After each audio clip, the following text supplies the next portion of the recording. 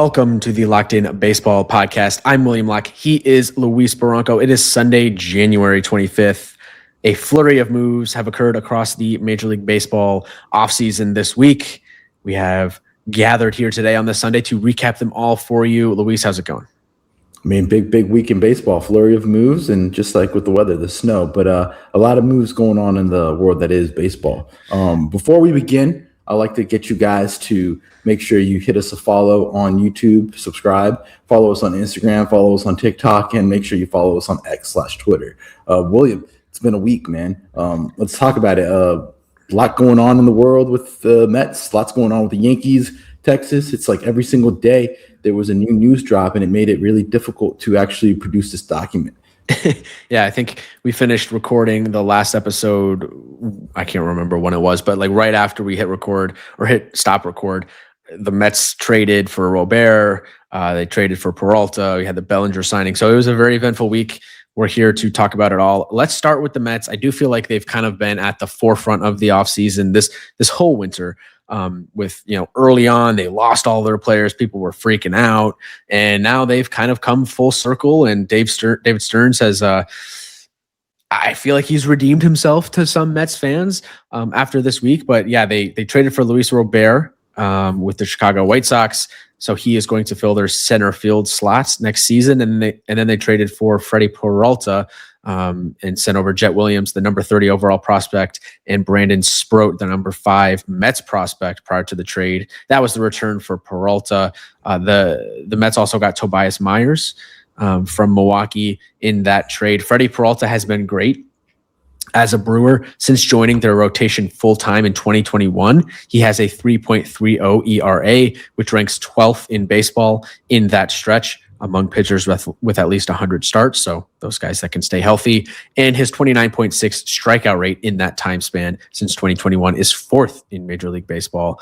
And he had a 2.70 ERA over 33 starts last season. So this was a huge move. He is on a very team-friendly deal, only making $8 million, but he is a free agent after next season. So naturally the conversation becomes, are they going to extend him? But these were two moves that the Mets absolutely needed to make. And Stearns got it done this week. So credit to the Mets. Luis, what are your thoughts on both of those moves for the Queens team this week? The Queens team has finally gotten out of the shadows of the team in the Bronx. They're finally not the Yankees. What is it? Yankees East, Yankees West? Yeah, what is it? I think it's, I don't know, geography. East or West, one of the two.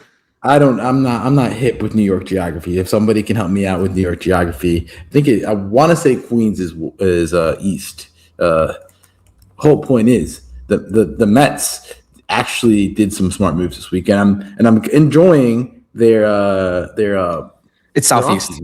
It's southeast. Yeah. So yeah, southeast. I'm enjoying their offseason. Let's just piece it out. Robert's on a 1-year, $20 million contract. Okay. For Robert, they were in Cody Bellinger, and we'll talk about him later. Cody Bellinger ended up getting way more than Robert, kind of close to double. So for the price of one Cody Bellinger, they got a Robert, they got a Robert and a Peralta. For less than Belly, yeah. For less than Belly, and I like the lineup, but at first it was an offseason where it was so much doom and gloom because like you said, they were losing players. Pete walked, but I mean, I think David Stearns is doing something very smart, that he's ripping off the emotional connection and the emotional ties to the team. I mean, in a sport where it's a business, you do have to make decisions based on performance and based on what can happen in the future. When you make decisions emotionally, you tend to make poor decisions or not the best decisions at that point in time. And so with Pete Alonso, they didn't get hooked on to a long-term commitment, and now they were able to get a Bo Bichette, who I think profiles a little bit better in that lineup for the Mets, if you think about it. More of a contact guy, get on base, get some singles, and then you can slide Soto to be a cleanup guy. You got Robert, which on the South Side, Robert, when he's on, he's a top 15, 20 outfielder in his position. You can make the case for. It's just the fact that, can he stay healthy for 162? He's had injury concerns. And then most importantly, they were able to tape over the cracks that they created by letting, Pete walk, Nimmo getting traded, McNeil getting traded. They got Simeon back. They were able to paper over those cracks. I mean, the biggest thing, when you look at the collapse that was from June forward was the rotation. Freddy Peralta is, a top 20 pitcher in the game. When you compare him to pitchers right now, a 1 year, $8 million contract is a bargain. It is chump change. I pose you the question, who would you take, Dylan Cease or Freddy Peralta? Yeah, I take Peralta over Cease. How about Max Fried? Fried, I kind of view those two guys on like the same tier of pitchers, but I would probably slightly lean Peralta, but either on their day can both be an elite starter. At $28 million that Fried's getting, I mean, $20 million cheaper, Freddy Peralta is such a valued move. And, David Stearns, and I said it on pod, man, a lot of people don't want to, you got to take notice. Like I said, Freddy Peralta and the Mets make sense as a marriage because, the Mets don't really want to spend that much money on pitchers. Because what if Freddy Peralta this year, for right now, it looks great on paper, but what if he goes to New York and he's one of those guys that can't pitch in New York? They're out of the contract in a year. Yeah, they lose prospects, but, you can't, hold prospects hostages. You don't know what they're going to turn into. You don't know how they're going to develop. And when you look at Jet Williams, Jet Williams isn't going to, randomly come in and take Francisco Lindor's position. He has nowhere to go to get up there. Maybe in the future, if they are able to get out of Simeon, Bichette opts out, it just doesn't make sense. And, for what the Met offseason was, it's cool. I like it. I see the vision. I like how they were able to be, fiscally responsible. I think that's what the Mets did, be more fiscally responsible than the Red Sox. I think the Red Sox want to be the Mets in the sense that they want to be fiscally responsible and make moves that, that make sense. And they're not handing out these long-term deals just like crazy. And they also picked up Tobias Myers, which will go overlooked, but I think he'll be a guy that will factor into the rotation at some point. Again, Mets still have holes, which I know you'll bring up. Yeah, I will bring up those holes. And to your point on the prospect side of it, prospects, it is always, of course, important to backfill and try to build through your prospect system, the farm system, and try to fill in those holes on team-friendly deals. Guys that are going through arbitration before they hit free agency. It's extremely valuable to have players on your team that aren't making a lot of money as they come up through your system. I think it's less important for teams like the Mets who have a huge budget, or the Dodgers. Yes, of course, it is important to have a good farm system for those teams, but it's less important. So I think, for teams that have money. So I think it's good that they are willing to move off some of these prospects in order to get a top tier arm. And look, if I do think, in the new top 100 MLB prospects list came out from MLB.com this weekend, if GMs and, front offices spent their whole time haggling over the top 100 list and holding on to those prospects, like if those prospects really meant everything, the Orioles would have like 3 World Series by now. But look what happened with the Orioles system. They had a ton of top 50 guys and they missed the playoffs last year. And a lot of those guys haven't panned out the way that they expected. So yes, it's great to have top 100 prospects, but the vast majority of prospects just don't pan out in baseball. And they didn't move one of their top arms except Sproat, which I think out of the 3, Tong, McLean, and Sproat is probably the one you would want to move the most. So I just think this is a trade that the Mets had to make. It was very shrewd. I think, they're going to hopefully see good performance from Peralta in Queens this year. Hopefully he's a good fit. And then I think they should obviously look to extend him. That's the next question. Haven't really heard much on what's going to happen there, but a good move by the Mets. I think when you look at it from their starting rotation side of things, I personally view Peralta as a 1 on a average team, maybe a non-playoff team. And I view him on a team that's looking to win a World Series. I view Freddy Peralta as an elite, probably one of the best number 2 starters in all of baseball. But the question now with the Mets is who's going to step up behind him? Because right now, roster resource has Nolan McLean, who's going to be a rookie in his rookie season, behind Freddy Peralta as their number 2 starter, followed by David Peterson, Clay Holmes, Sean Manaea, and Kodai Senga. And the question is, yes, getting Peralta, great move. Had to be done. He's an elite pitcher, one of the best in baseball. But the Mets are considered one of the best teams in the National League. You have to compare them to what the Dodgers have. And when I look at what the Mets have in their rotation right now, they are still well behind the Dodgers for the National League. And the Dodgers are the standard in baseball. So every team that is wanting to win a World Series, that has World Series aspirations, has to compare themselves to what the Dodgers have. And I still think the Mets are pretty far behind the Dodgers in terms of starting rotation. It's a lot of pressure on a rookie in Nolan McLean to produce next season for the Mets. But again, I don't want to try to take away from what the Mets have done, because I do like the move for Peralta, and it was a good trade for them. No, like I said, I think, like we said on pod, it's a 1 year, $8 million commitment. You're giving top dollar prospects, but I mean, with how the market is and how they're working the market, it was a match made in heaven.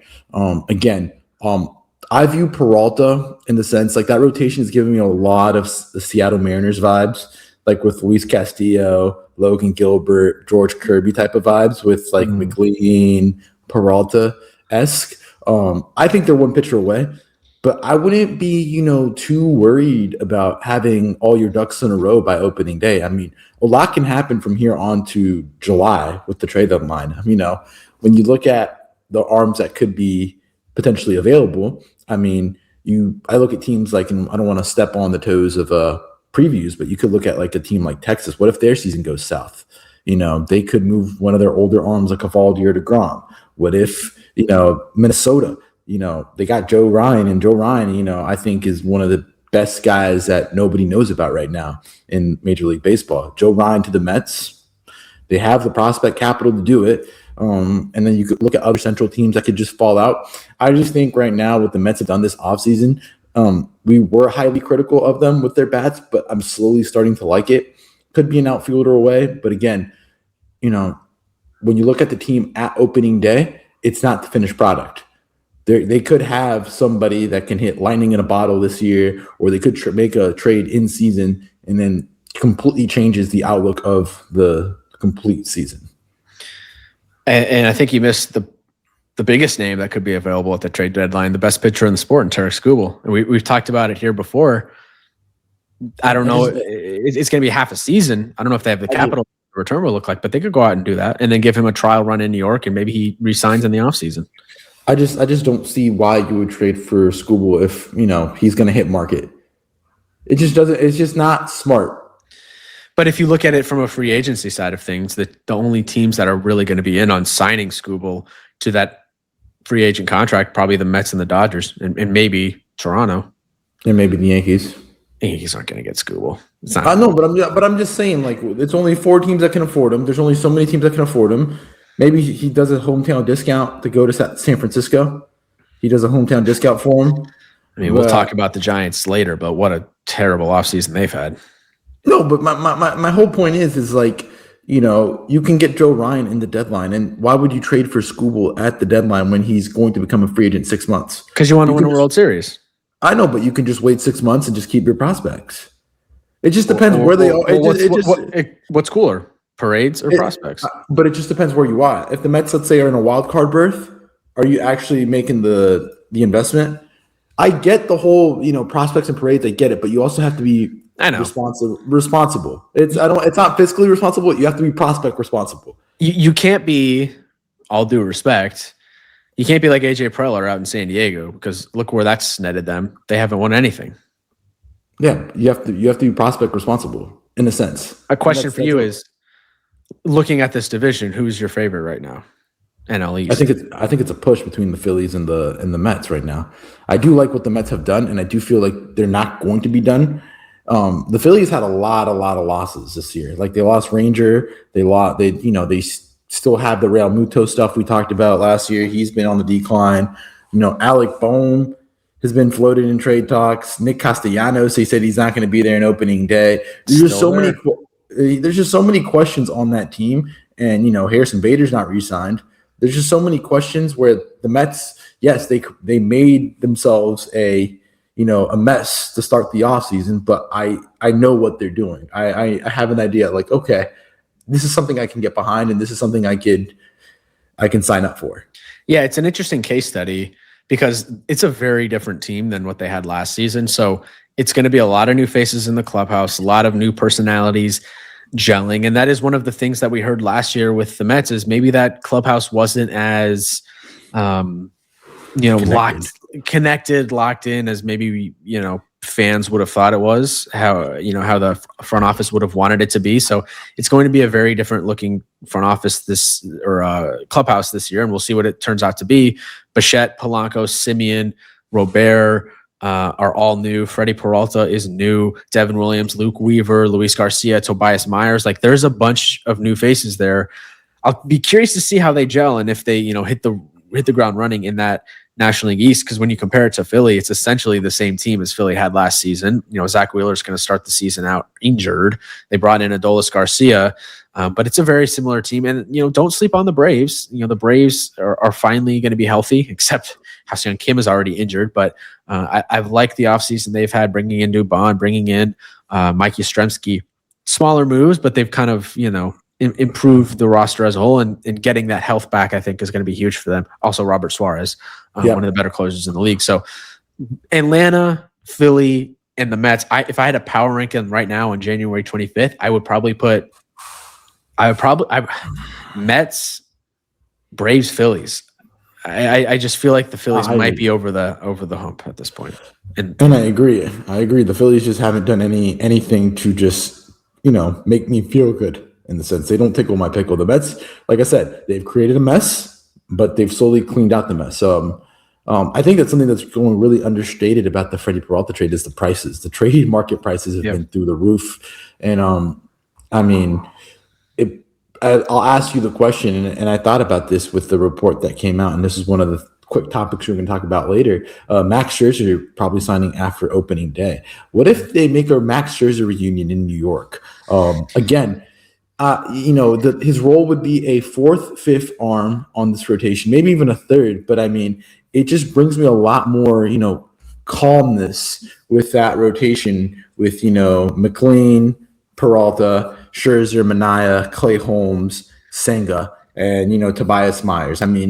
There's a lot of arms in that mix, and it's kind of like, it's going to be a competition. Whoever is pitching the best is probably going to do that.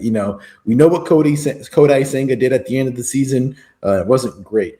Max Scherzer wasn't great last season, but again, in the World Series, he was pretty freaking good. And then you have guys like David Peterson and Clay Holmes who grab bag, mixed bag. Yeah. The Scherzer thought is interesting, and I think it makes a lot of sense for them not to sign, or for him maybe not to, whatever team ends up signing him, to not sign until later in the season, because he is older. He's in his 40s. I think he was born in 84, so he's 42 this season. Like, you don't want to see him pitch over 162 game season, but to your point, man, he was so good in the playoffs last year. He started Game 7 of the World Series, 4 1/3, 1 earned run, 3 strikeouts, and a walk. Like, he left the Blue Jays in a good spot to win that baseball game. Obviously, it didn't pan out the way Blue Jays fans would have wanted, but yeah, it's a good depth arm. It obviously depends on what the price would be, and I don't know what that relationship looks like the way things ended in Queens, but I think it would be an interesting thought.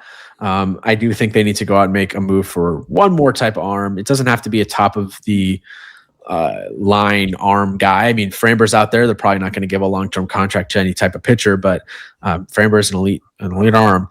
I got a good one for you. Sorry to interject, but how about they do a Zach Gallen 1/25 or 1/20 deal with an option?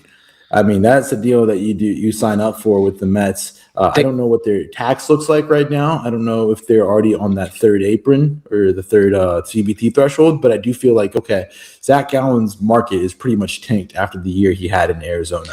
What if he has a really good year with New York, gets, remakes his value, and then he can walk next year and get all that money back that he, lost from that crappy season that he had in Arizona? Yeah, it's an interesting thought. The thing with Gallen that is turning teams off is the fact that he has draft pick compensation and international bonus pool money, I believe, tied to him. So Oh not only boy, are you yeah. signing him, you also have to deal with that. And is he really just worth that price? I don't know. They're at 363 million right now, or 365 million in terms of luxury tax, which is 61 million over the third threshold of 304. So I don't know if they're going to be willing to take on any more payroll this season. It's going to be a big luxury tax bill, but it probably won't really matter to Cohen anyway. On your point on the returns that teams are getting, I mean, we saw what Shane Boss got. We saw, which we'll get to later, what MacKenzie Gore got. There's been some debate on that return. We saw what Freddy Peralta got. Yeah, the arm market is crazy right now in terms of what you can get as a return. And my biggest question is, how in the world have the Minnesota Twins not traded Joe Ryan or Pablo Lopez at this point in the offseason? We saw what they did last trade deadline, complete fire sale, right? And yes, I know their farm system is strong and they have some guys coming up that are intriguing, but the returns you could get for Joe Ryan and or Pablo Lopez, I mean, both of those guys, Pablo Lopez has 2 more years until he's a free agent at $21 million a year, and Joe Ryan has 3 years of control until he's a free agent. You could help reset the whole franchise if you traded one of those guys. And I don't expect the Twins to, be contending for the division next season when you look at what they got on paper right now. And we really haven't heard anything on the Ryan or Lopez trade markets. 2 guys that came into the winter in those trade talks, nothing. And I just feel like Minnesota would be shrewd. They're also dealing with issues with their TV rights deal. So that revenue is kind of uncertain for them at the moment. Like, trade one of those guys. I know they're obviously very good pitchers and you want them on your roster if they actually are thinking about winning next season. I just don't think they're going to be any good next season. So it would make a lot of sense to trade one of them or both before opening day. But my whole thing, it's the AL Central. The AL Central is such a crapshoot right now that you don't know, what can happen. You can get hot for a month and, look at the Guardians. They got hot for that last month. They played 500 baseball, got hot for the last month and made the playoffs. And, Pablo Lopez, there are the injury concerns. He had that injury that knocked him out for close to, I think it was 2 to 3 months of last season. So, I do think they should trade him, but I just don't think, I don't even think they know what their vision is. Biggest thing about it, TwinsCon was also recently, so I think that's kind of a setting pause. And there was another report, I can't think about who, but they were linked with somebody to spend money, and I'm like, who? Like the Twins spending money? Like, they were in the mix, not for Bellinger, but I think it was somebody who signed last week, and we're like, who? Like, really? Joe, like I said, Joe Ryan, I think he's always been that top guy for Boston and for the Mets as well. And now, of course, Yankees Twitter is going to hop on this whole thing. But with how the market is for pitchers, I read the report from, I think it was, I can't remember who, but I sent it to you over text, that the Tigers asked the Yankees for the price of Ben Rice, George Lombard, and I think it was Cam Schiller as a starting price for Tarek Skubal. That was laughable. That's laughable. And my whole point is, look, and this is going to be a good segue into the re-signing of the Yankees for Cody Bellinger. And I'll start with that. Yankees and Cody Bellinger re-signed the next day after we recorded. 5-year, $162.5 million, $20 million signing bonus, full no trade with opt-outs after 27 and 28, which get pushed back if there's a lockout coming up. Again, I kind of feel his market got nuked by the Robert trade that happened right after we got off pod on Tuesday night. You do have to give it a clap it up for Hal. He dug in his feet. Hal and Cash dug in their feet with their contract demands. They did not cave to 7 and 8 years. I feel like, William, you'd be very proud of your front office, as they did not commit the same mistakes they've done with Aaron Hicks, DJ LeMahieu contracts, in the sense that they gave these huge contracts, also Jacoby Ellsbury, huge contracts that, 7-8 year mega deals that, you guys are still paying the price years later, even once they're off the team. But it's never been a question with the Yankees in regards if they, re-signing Bellinger or not. I think Yankees fans, and I think William would agree, that Cody Bellinger re-signing was just the bare minimum. And it's kind of okay, this has to happen. We need more. And it looks like the Yankees are just going to stand pat this offseason. Maybe add another swing arm, maybe a right-handed bat off the bench, outfield bat. Again, give the runway to Dominguez, which, there's rumors circulating that he could be on the move here in spring. Spencer Jones. And this is why I like to present that, George Lombard, Jason Dominguez, and Spencer Jones might be the three most hated Yankees in this decade. And here's why. If the Yankees don't go out and make a World Series or win a World Series in the next 5 seasons or in the duration of what's left of Aaron Judge's prime, I think you can put the sole culprit on the front office for over-believing and oversetting expectations with three prospects. That is Jason Dominguez, Spencer Jones, and George Lombard. I understand that they can be great, but at the end of the day, when you play for the Yankees, you're playing for World Series. You're not playing for 162. And Aaron Judge is probably the best player in our generation, barring Shohei Ohtani. And the facts are that the one thing that he doesn't have is a World Series. And to that point, if he goes on and does not win a World Series, he might be one of the greatest of all time to not win a World Series. And it really, I understand this isn't basketball, this is baseball. It's more of a team game where one player can't really dominate a game like in basketball. One player can dominate a game and take over and propel you to victory. But the facts are all the greats in the game have rings. You go look at all those great Yankees teams. Babe Ruth has rings. You go look at other really, really good players. Albert Pujols, he has rings. Shohei Ohtani, he has rings. And just those are just a few of the greatest hitters of all time that have rings. And, these three guys are solely being held hostage by the Yankees front office because they believe they can be the future and they believe they can help them out to win a World Series. Yeah, the thing is, like, in a couple of years, when Lombard's up, he's not going to be ready this season, maybe next season. But, what Judge are you going to have at that point? And, for a guy that the Yankees hold so, in such high regards, Lombard hit 215 in 108 games in Double-A last season. And Double-A is kind of the level where you want to see if guys can produce at the minor league level. And he was there for a long time last season, and he didn't produce at the plate.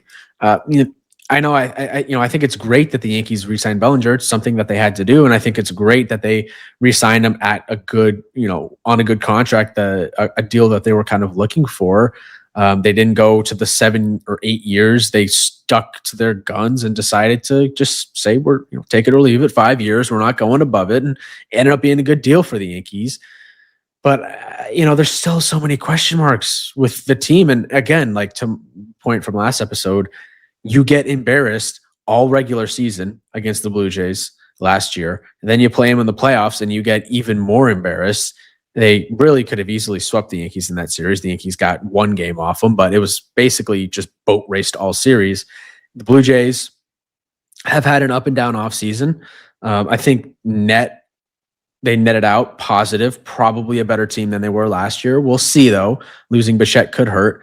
And the Yankees haven't done anything to get better. And we know what the front office will tell you. They'll point to the fact that they have Garrett Cole coming back from Tommy John, which, of course, is a huge addition to the team, but he is in his late 30s. You just don't know how the guy is going to recover from Tommy John surgery.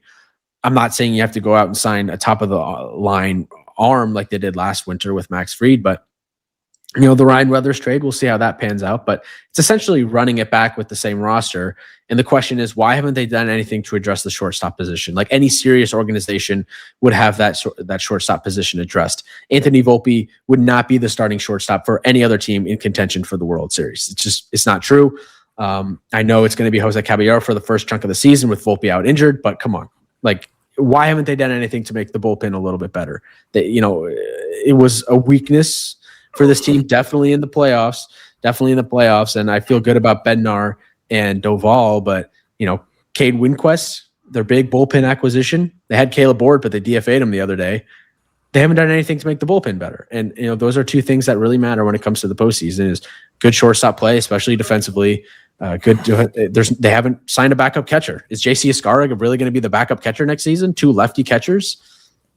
That's right.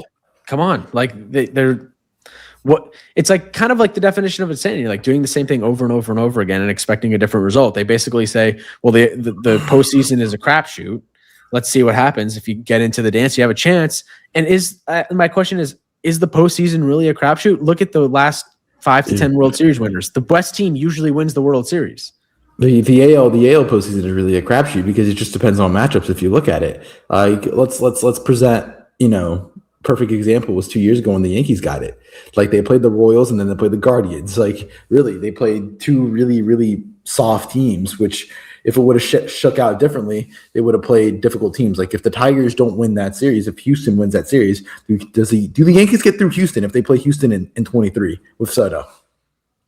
24? Yeah, excuse me. I was saying, yeah. When the Tigers won that's my whole point. Yes, it is a crapshoot, and I'm gonna play devil's advocate. I think what the Yankees FO is saying is like they look at the analytics, they look at the WAR, they saw that they really got unlucky. Go look at Ben Rice. Ben Rice, they're expecting that positive, upward trend because of his unluckiness this season. But again, baseball is such a game that it's a game of chance. Sometimes it's luck. Ben Rice could have gotten really lucky last year. But the other thing is that, the argument they will say is that they did all their shopping in parentheses at the trade deadline. What shortstop are you getting at a shortstop middle infielder? Are you getting at a decent price to play for Anthony Volpe for his injury? Is there right that got signed? I mean, Ha-Seong Kim, Mauricio Dubon. Yeah, but that was a trade. I'm saying signings. Well, there's not many good shortstop free agents this winter. I'm not saying free agent, maybe trade market. We're talking signings, versatile signings. There wasn't that many. Ha-Seong Kim got signed for what was it, 20 million or 16 million? 20. You're not giving that out. You're not giving that contract out for a rotational piece. Jose Caballero. Let's look at the reliever arms. Was the reliever market really that good this offseason? Not really. All the top end relievers got paid, and the argument the Yankees say is like, "Oh, we got Camilo Doval, Jake Bird, and David Bednar on cheap prices in the trade deadline." That's our shopping. That's our definition of shopping. Yes, you lose Luke Weaver, but Luke Weaver was getting phased out anyways. It was kind of something that they knew. You replace Luke Weaver for Ryan Weathers, and I think I would take Ryan Weathers. Yes, it is more of a prospects that you gave up, but I do feel like the ceiling on Weathers is way higher, and I think it may even have a higher floor. Yeah, Weathers could be, and I would not be surprised. You can save this. I cannot be surprised. Weathers becomes the Ryan Yarbrough of this year's roster, a better Ryan Yarbrough, where he, because of Rodon that he won't be available probably till May, which he said that he's feeling great during the rehab. You could make the argument that Weathers will come in, pitch a couple nights in April, a couple day games in May, and he does really great, and he finds himself in the rotation by June. And he becomes a Ryan Yarbrough of the staff. And then he becomes a swing arm in the playoffs, lefty guy coming out of the pen, a shutdown lefty guy out of the pen. Yeah, and you look at the rotation, a potential playoff rotation of Cole, Fried, Schlittler / Rodon, depending on how the regular season goes. / if you want to go 4, you could have Ryan Weathers, Luis Heel. Like it could be a deep rotation. I don't think that's a weakness for the team. It's a question of what Garrett Cole looks like coming back from Tommy John at his age, in my opinion. It could be one of the better rotations in the sport, but there are still weak points with this team. Backup catcher, shortstop. I think DH, like what are you going to get from Giancarlo Stanton, age 36 season? What are you going to get this year from Ben Rice? And there's a lot of pressure on him this season in his second full season to replicate the form and maybe get a little bit luckier. I know you can't really plan on that, but even out some of that luck. And then what are you getting from Trent Grisham, career year last season? What do you get from Jazz Chisholm in a contract year? Ryan McMahon, is he going to be able to hit? What do you get from the catcher position? I think there's a lot of question marks with the lineup. I feel pretty strong about the rotation. But that's every team. And you get Oswaldo back. I think that's the thing you say at shortstop. You get Oswaldo back, too. Third base and shortstop, you're covered at Oswaldo and Jose Caballero. I like Oswaldo as a good bench piece. He's an energy piece. He plays the game with passion. He plays hard. Everyone loves him in the clubhouse. Good bench piece. Ben Zobrist. I like Ben Zobrist. Ben Zobrist light.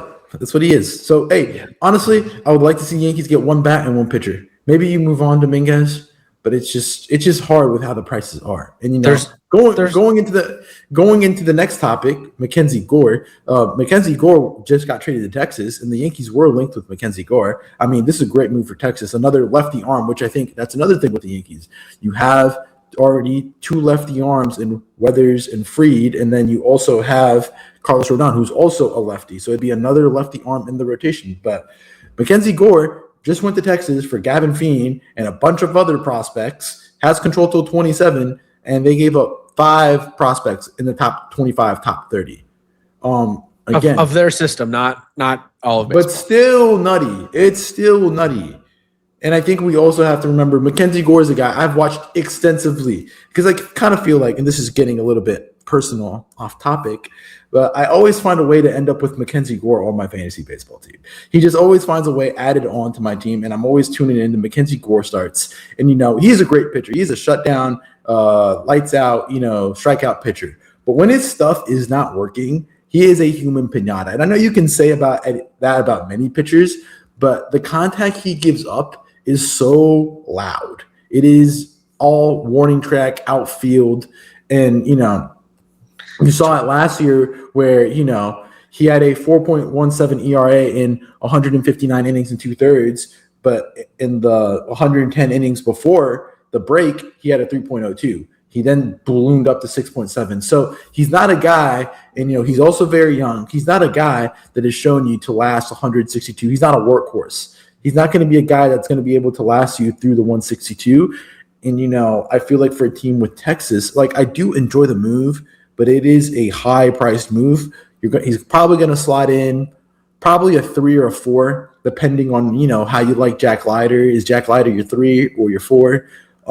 It's really going to depend on, how are they going to keep him fresh and how are they going to get that, MacKenzie Gore with the stuff. He had that awesome opening day start against the Phillies where I think he struck out 13 and 7 innings last year. And in 13 and 6 with 1 hit. Yeah, no earned. Yeah. He started out the year incredible, but then he just ballooned up. So for me with Texas, it's a good move. High price for a guy who, he's pretty good, but it's just I would have traded that package and a little more for Freddy Peralta than MacKenzie Gore. You look at the hard hit rate, 20th percentile, ground ball or barrel rate, 14th percentile. This was all last year. He walks a lot of batters, 28th percentile in walk percentage last year. Really bad second half, ERA above 6. I think the thing with MacKenzie Gore, though, is you have to take all of the injury stuff, all of the bad second half stuff, the hard hits. You have to take it in context in the sense that he was being relied on to be a number 1 starter for the Nationals. And now I think him in Texas is a perfect fit because I think they have a good pitching development system. And he doesn't have the pressure to be that number 1 starter. He can slot in nicely behind Jacob deGrom and Nathan Eovaldi, 2 veteran pitchers that have a ton of experience. He can learn from those guys.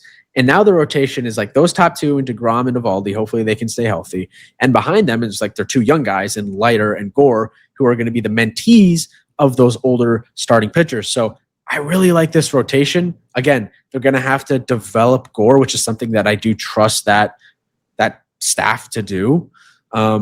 He is a project. Can he do it over the 162-game season? That still remains the question. But we saw flashes. Obviously, last year he was an all-star elite in the first half of the season.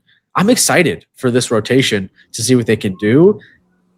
I know you gave up 5 prospects. To some, that might seem a lot. Reading some of these articles, it seems like a lot of people across baseball maybe think the return was actually a little bit light, and some of these prospects maybe won't pan out the way they want.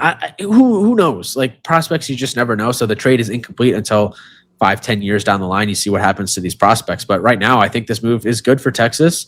You get probably a really good number 3 starter, and hopefully they can develop into something. And I think this team should be gunning for the playoffs again this season. Well, they missed last year, but gunning to get back in the playoffs.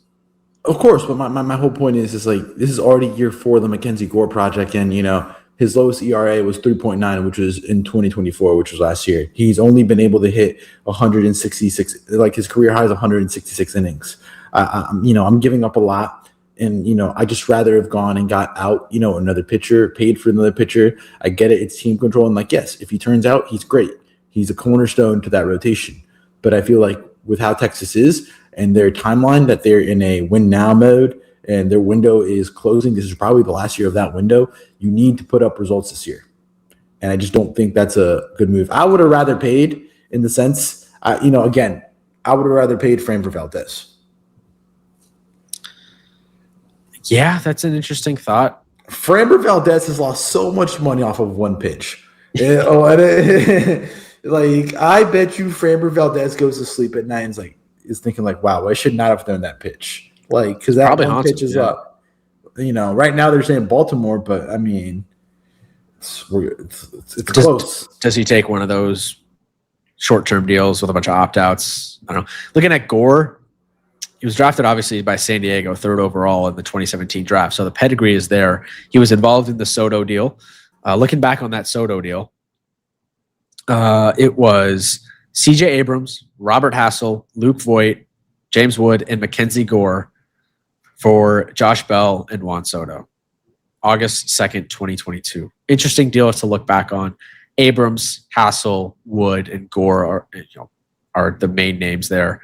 But now Gore is out of Washington, so he's no longer there. James Wood, we like him, strikes out a lot, but I think he can be, again, one of the better power bats in the league. Robert Hassel, we'll see, and CJ Abrams was floated in trade rumors this week too, which we'll get back to in a little bit. I don't know what happened to Luis there, but we added him back to the stage if you're watching on YouTube or socials. Got scared for a second there, but the Nationals, we'll see. Those big trades are always interesting to look back on. I don't know. I like the move for Texas. Nationals, we'll see. I don't know. They're young. They got a really young GM, and their whole staff and everything they're doing there is young. You know what they're doing? They're rebuilding. The rebuild is what they're doing. Again, the Soto trade did not work out, it looks like, and I feel like they're still enjoying the fruits of their labor as they can still continuously keep rotating pieces. As CJ Abrams, didn't hit that ceiling yet. Gore didn't hit that ceiling. Josiah Gray, those trades, they can still flip them. They're still good MLB players. I'm not saying they're bad, but they're just not as headliner pieces. I mean, James Wood, he's pretty good. It's just that second half was abysmal from him, so it remains to be seen. I mean, a good move. It's an okay move by Texas. I would give the move a C. Okay, I give it a B plus. I think the prices were just ridiculous. I'm very anti price points right there. But how about let's do some quick pitch. Let's do some quick hitters this weekend. Jose Ramirez extended till 2032. Not finalized, but he's going to get an additional $106 million across 4 seasons. Signed already through 2028. We'll be earning 21, 23, and 25 in the ledger of the next 3 seasons. If they finish the deal, it'll be $70 million extra of future salary will be deferred. $70 million deferred, excuse me. He'll earn an extra $25 million per season for 7 years, $10 million each season deferred for a decade, and he has $500,000 bonus for winning an MVP, which that's an Aaron Judge award, or not him award. I mean, there's so many AL players. I mean, he can still do it. Don't get me wrong, but maybe second place, $300 for second, $150K for third, and then for $300 for second and third, $150K for fourth or fifth, and then an extra $100K for an All-Star game, $50K for a Gold Glove or Silver Slugger, $100K for the World Series MVP, and $50K for an ALCS MVP. Not a bad move. He's also getting this is the interesting part that Rosenthal tweeted out, which I find it quite interesting when reporters tweet out things additional to the contract. What are you trying to tell us here, boss? Private jet travel for one round trip per year, plus one trip to and from the All-Star game. Also received an additional hotel room on the road besides his suite. Awards package were doubled. I just think that was just kind of interesting. The private jet and the hotel room thing. I'm is he going to travel with his whole entourage now? Damn. What's the deal here? No opt-outs in the deal. Look, I think the whole thing with Jose Ramirez is kind of everything that's right with baseball. I mean, this guy has taken team-friendly deals the whole time he's been in Cleveland. Much, well below market value for what Jose Ramirez is worth. Top 5 player in the sport. you could argue, third in MVP voting last year in the American League. He's genuinely going to go down as one of the best third basemen of all time. Like, he's going to be in the conversations with the Mike Schmidts of the world. He's been that good. And he's taking below market value deals to stay in Cleveland, a small market team that, yes, they made the World Series in 2016, but they really have not been in contention. They haven't done anything really to surround Jose Ramirez with a winning team, which I think is obviously frustrating. If you're the Guardians, you have this all-time great third baseman, and you just refuse to do anything to make the team better around him. But in a world where you just see so many free agents go for wherever they can take top dollar, it's usually from like the same 4 or 5 teams. There's nothing wrong with that, but it's refreshing to see a guy like Jose Ramirez stay in Cleveland. He really wants to win there. He loves the franchise. He's comfortable there. They haven't been able to get over the hump yet. Obviously, that's frustrating as a fan. But Ramirez, all-time great, franchise legend. Like, build the statue already. That's what I'm saying. Build the statue. I mean, he's the man of the year for 3 years for the team, the Bob Feller man of the year, and for Cleveland. Excuse me. He's a 7-time MLB All-Star, 6-time Silver Slugger. I think I don't need to get too detailed because I think we've talked about it in prior podcasts. Like, it's such a shame he lived in the era of a Mike Trout and a Aaron Judge, because I do feel like he would already have an MVP to his accolades. Again, reports also said before he got that contract in 22, he was going to get traded either to San Diego or Toronto. But I mean, it's truly refreshing to see in this days and era where, we see super teams and we see the Dodgers getting the deferred money contracts and everything, that we see a guy just be loyal to Cleveland. I mean, it's pretty hard being loyal to Cleveland. We've seen a lot of people in the past not be loyal to that city. So I think it's refreshing to see having a guy being loyal to the city and loyal to one franchise. Like, we can truly start building the statue, prepare the plaque, get the hat out when he goes in as an Indian/Guardian for Cooperstown. Yeah, I think he's a first ballot Hall of Famer. I think he's one of the best players of this generation in that class, maybe just below like Judge and Ohtani. But man, he's been so fun to watch. I also look at like a Bobby Witt. I know he got a pretty big deal with Kansas City, but it seems like he's wanting to stay there. Corbin Carroll in Arizona, like a lot of these young guys extending with Roman Anthony in Boston. Not a small market team there, but I think the best comp would be Bobby Witt staying in Kansas City. Hopefully he stays there for his whole career. It's just better for the sport when these guys stay with the team they were drafted, small market. Those teams need to do more to surround them with winners and, build these teams up. Nonetheless, that is a conversation for another day. Luis, what's our next quick pitch? What do you think about Sir Anthony Dominguez, 2 years, $20 million to the White Sox? I quietly like this White Sox offseason. I mean, Sir Anthony was a good arm, respectable arm for many playoff teams. Could be good fodder for the deadline, but I also could feel like, the White Sox are actually building something sneaky. What if the White Sox get hot? The White Sox am I just eating, taking too much copium and hopium on the White Sox this year with Murakami and company? A little bit too much. I mean, they won 60 games last season, lost 102. They did bring in Murakami. They also got Luis Angel Acuna from the Robert trade. They have those young prospects, Colson Montgomery, Kyle Teal, Chase Meidroth. They were all on the team last year, but younger players. They're not going to be good. They could win 70 games if things go well. But to your point, this could be trade deadline fodder. He was good for both the Blue Jays and the Orioles last season. He was traded at the deadline.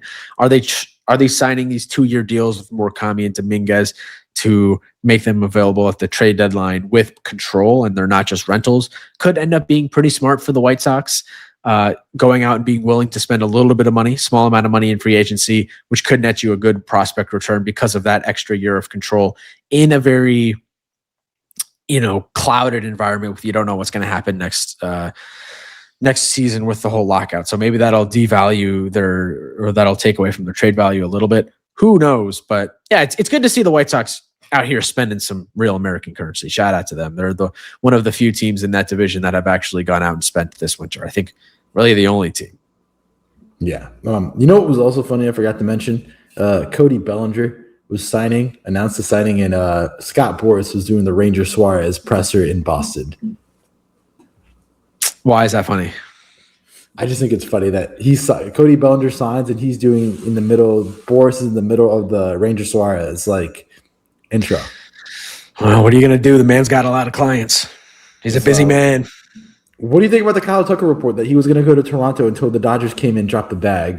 Per Whit Merrifield, that they were going to have the exclusive and everything, and the money was too good to pass up. It's kind of what we knew. He took the most money. Dodgers offered him the most money, most attractive deal. Can't blame him. But seems like, the Blue Jays were right there, and they just fell short yet again to the Dodgers. Always. Darvish, the retirement reports that got refuted that, he is injured. Would be a shame that his career would end. I kind of feel like Darvish was one of those pitchers that, he wasn't a 1, but he wasn't a 2, if you know what I mean. Yeah, he's going to be out for the whole season. Obviously, got that internal brace surgery back in October. 13 years of service time as a big league player. I think, unfortunately for him, like what you're going to remember the most is probably those playoff struggles. Choking with the Dodgers. Wasn't great with the Cubs. He also pitched with Texas, San Diego. Started his career in Texas. Actually, had a 4.7 WAR in his first season with Texas. He's been, at the top of the sport for a little bit. He never won a Cy Young though, right? Hey, maybe he just takes the buyout and then he just goes and pitches in the Angels and rides off into the sunset. Cy Young 9, Rookie of the Year 3, Cy Young 2 in 2013. I mean, he was an all-star the first 3 seasons of his career. Led the league in strikeouts in 2013. Goes over to LA, 2017 trade deadline. Was not very good in LA. Finished second in Cy Young voting 2020. Doesn't really, whatever. Was that the Trevor Bauer year? Yeah, had to be the Trevor Bauer year. Let's see this trade. 2017, traded by the Rangers on July 31st. For Willie Calhoun and a bunch of other guys. Willie Calhoun is the main name. Brendan Davis and AJ Alexi. I haven't really heard of the other 2 guys. And then in 2020, December 29th, he was traded by the Cubs with Victor Caratini to the Padres for the main headliners would be Owen Casey and Zach Davies, and then 3 other minor leaguers that haven't done anything yet. Yeah, to your point, he's got a lot of money left on the table. 2026, 16 mil, and then 15 mil in 27 and 28. He'll be 40 when he returns to the mound in 2027. So he's got 3 more years on the deal. I mean, obviously, if he retires, he's getting all that money, but San Diego would have to eat that cost. Technically, 2. We'll see. What do you mean? How is it technically 2? Because he's hurt. He's not pitching this year. If there's 3 years left, he's not pitching this year. So right. They still got to pay him. Oh, 100%. 100% rehab. Yeah, that sucks. You paid me $16 million to go rehab, and I know it sucks because you want to do what you love to do. But I mean, sitting in San Diego with $16 million, not a bad idea. Not bad. I'd take it. Not a bad life. I mean, with one functional arm, I mean, it sucks. But I mean, I think the last legacy would be that he wasn't able to recruit these Japanese players away from the Dodgers into San Diego because they were always in those rumors. I remember he was a choker. He was a choker. They don't want to be like Darvish. They want to be like Ohtani. We want to be winners. We don't want to be chokers. Wasn't Rocky's idol Darvish? Yeah, and they had him throw a bullpen in San Diego last offseason with Darvish there, and then Rocky's looking like a massive not this early, but Rocky's looking like a pen arm. We'll have to talk about this in previews, but Rocky is going to be a bullpen guy right now. And how is he going to pitch? How is he going to be in the rotation? He's not going to be in the rotation, but he's on a minor league contract, so who really cares? And look how good he was in the playoffs last year, man. I mean, early on in the playoffs, faded a little bit late, but people were like, "Oh my gosh, what is going on with Rocky? He could be the next big thing." And maybe didn't finish the postseason the way incredibly, but he was pretty damn good. I still think it's way too early to give up on Roki Sasaki. And again, he's on a minor league contract. He's making nothing. We'll see how he pitches for Team Japan. Yeah. Yeah. So Yamamoto's pitching for Team Japan, right? I have no idea. They'll be for the WBC preview pod. CJ Abrams, potentially to San Francisco, but the price got too high. The Giants offered their 82nd prospect, Josué Gonzalez, in the deal. Would have played second base, replacing Casey Smith, but they wanted more in return, the Nationals in return for Abrams, than they got for Gore. Giants have only done Adrian Hauser and Tyler Mahle in their rotation. It sounds like they are interested FC. The Yankees and Giants remind me of the Miami Heat in the sense that, they always get linked with players, but they never actually get them. Buster Posey, what's going on? I mean, the Giants have money. They have a TV deal. Brendan Donovan's still on the table, maybe. They have a good farm system. I like some of their young guys. Bryce Eldridge, we'll see if he's on the team next year. New manager, experiment there. You're not really doing much this offseason to give him the tools available. I know they don't want to really go out and sign a guy long-term after taking on the Devers deal, after the Adames contract, after the Chapman extension. They have a lot of money on the books, but Jung Hooley got arrested. Well, not arrested, got detained. It was funny because I read the whole article. I was reading Twitter, and it was like Jung Hooley released, and I was like, oh my God, he got released? The Giants released Jung Hooley? It was like, no, he got detained, and then he got released at the airport. So yeah, that was crazy. But they got a lot of money on the books is the point. But their salary right now is $185 million. Their payroll next season, right now, according to roster resources, is 185. And if you look at the luxury tax payroll, it's $211 million. So they're still $31 million under the first luxury tax threshold. Why aren't the Giants spending more money? They have the capability to do so.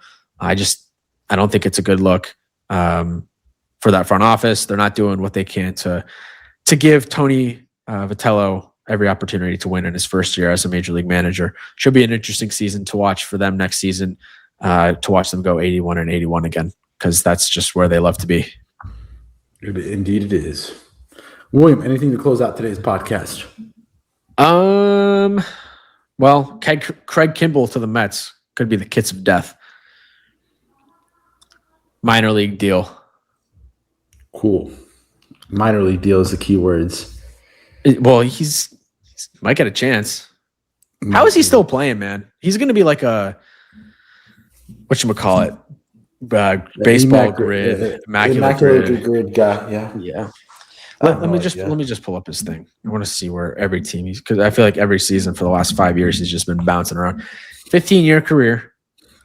So Atlanta obviously for a while. Boston, Baltimore, Philadelphia. He pitched out in LA as well for the Dodgers, and then I think Angels maybe. Oh my God, he's pitched everywhere. It's Atlanta for 6, Boston for 3, Chicago Cubs for 3, Phillies, Dodgers, Padres, Baltimore, Chicago White Sox, Houston Astros, and now Mets. That's his 10th team. Immaculate grid god. Craig Kimbrell, if he makes an appearance for the Mets next season. Yeah, but they're all big teams. I want to see an EMAC grid guy like Edwin Jackson, like he played with like Colorado. Edwin didn't play with Colorado, but Colorado, Arizona, White Sox, Milwaukee, Kansas City, Cincinnati, Cleveland, Pittsburgh. Just an EMAC grid guy like on those crappy teams. So yeah, I don't know. I mean, interesting move, interesting week. Let me check. See if I don't think anything's happened in the hour that we've recorded. They handed out the Rookie of the Year MVPs in person at an event in New York last night. So, well, whoop-de-doo. All righty. Just under an hour. Good work, Luis. Any final thoughts on this fine episode Sunday? Championship Sunday, who are your picks? Championship picks. I'm taking the Rams tonight. Rams house. Definitely think Stafford's on a legacy move right now. Give me the Rams and give me the Patriots. Let's do a rerun of that Super Bowl. Drizzy May versus Stafford. Winner gets the MVP, which we know won't happen because the MVP gets announced the night before, like a couple nights before. So yeah, give me those two. College basketball's in full swing as well. Yeah, I was at both our teams suck. I was I'm a Michigan fan. I was at the game Friday. They beat up on Ohio State. They're pretty good. Talking about Butler, but yeah. Yeah, Butler's unfortunately not very good. Give me Rams and Pats. Pats on a generationally easy run to the Super Bowl. Hey, but don't count out if there's a coach that could do it, it's the Broncos with Sean Payton. that game plan is probably going to be the game plan of it's going to be a game plan. Yeah, don't sleep on them. So yeah, They can be good with them. Give me those two. Then we got Winter Olympics on Friday, 2 Fridays from now. Yeah, let's get it. We're trying to fill the void before baseball season starts. It is. Did you watch the Alex Honnold thing last night? No, I was at a bar last night. I was at a seafood bar. It was like Grateful Dead covers, and I was sober, so it was fun. I mean, but my phone was blowing up because you were texting me, and then there was also the fights last night, the Paramount Plus UFC card, which you had the Paddy Pimblett and Sugar Sean O'Malley fighting, and yeah. Okay, well, the Alex Honnold thing was crazy. So it's kind of dystopian if you think about it. Like really. It was pretty weird the way Netflix was talking about it. Like they were a little bit too excited for something that was so dangerous. It was a little weird, but it was an incredible accomplishment. Like the dude could freaking die. Like literally like no parachutes, nothing. It's just like I don't understand what's like allegedly. I don't understand what's the obsession of having near-death experiences televised live on TV. Like, can you think about how traumatizing would that be for the country and for X amount of viewers watching? Just a guy, God forbid, if your universe forbid or whatever religion you believe in, his hand slips due to perspiration and he falls and just dies and turns into a million pieces. Okay, thanks for making it so graphic. He made it safely. I feel like it was. That's what I'm saying. He did El Capitan in Yosemite, which is like just incredible. This might have been light work for him, and they knew all along he was going to make it. I don't know. It was still queasy watching it. And yeah, I think at one point, like the commentator said, it's like it's a pass or fail challenge. Obviously, fail they were interviewing his wife during the middle of the thing. It just all of it felt a little bit like, what are we doing here? And obviously, he agreed to all of it. So, he knew what he was getting himself into. And again, everything went off smoothly. No issues. But it was just the way it was covered was a little bit uncomfortable. A little bit weird.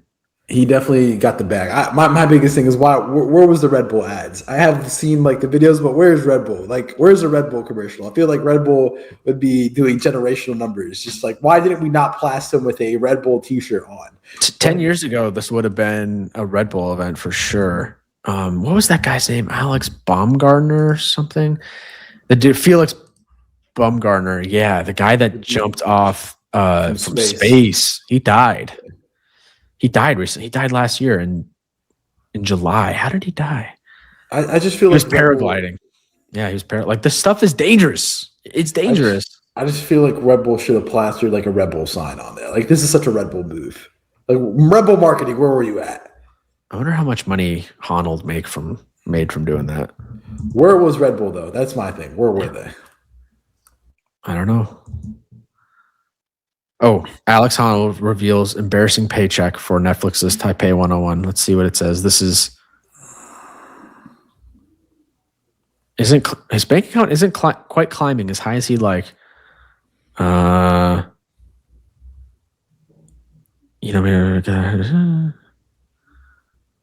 Well, he didn't share his exact compensation. He did earn mid six figures for climbing one of the tallest buildings in the world. That being said, Alex noted that he would have been happy to complete the death-defying feat for no money at all.